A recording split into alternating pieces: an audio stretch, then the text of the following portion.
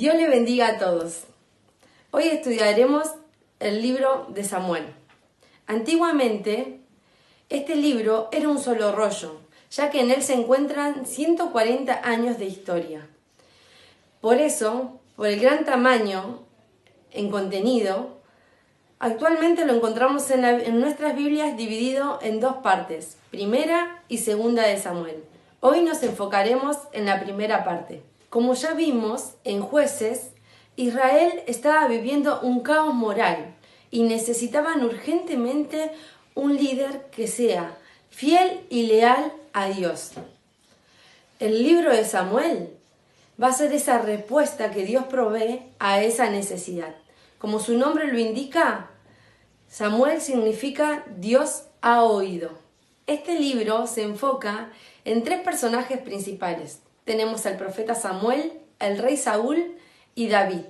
Dividiremos esta fascinante historia en 3 sesiones. Pero vamos a la historia.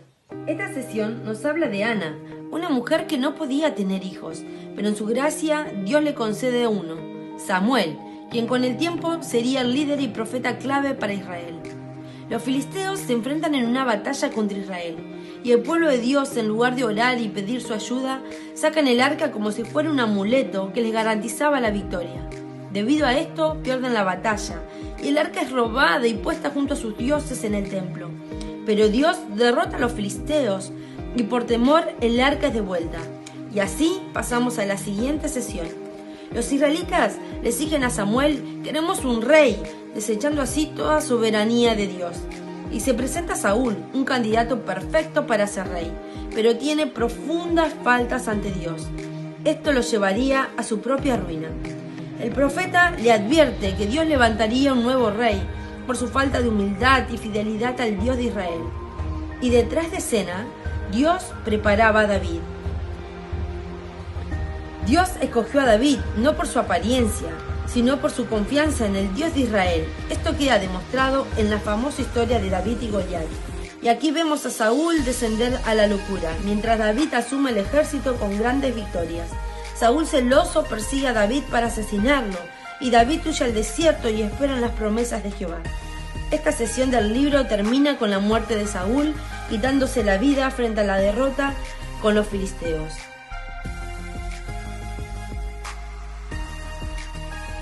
Y terminamos esta historia con el trágico final de la muerte del rey Saúl. Qué triste historia al ver cómo este hombre que tenía todas las características para llevar un gobierno sabio haya terminado de esta forma. Y esto me lleva a pensar en la soberanía de Dios y en nosotros, que muchas veces somos igual que el rey Saúl. Como dice el capítulo 8 del versículo 7, Jehová habla con Samuel y le dice: no te han desechado a ti, sino que me desecharon a mí. Habla de la soberanía que fue desechada por los hombres. Y muchas veces nosotros tenemos todas las características para cumplir el plan perfecto de Dios en nuestra vida. Pero hay un pequeño detalle: no nos sometemos a la soberanía y voluntad de Dios. Pero Dios tiene planes perfectos para nuestra vida y de bien. Es así que Dios escoge a este joven pastor para que lleve a cabo un grandioso reinado sobre el pueblo de Israel. Pero lo veremos en el siguiente libro. Hasta la próxima.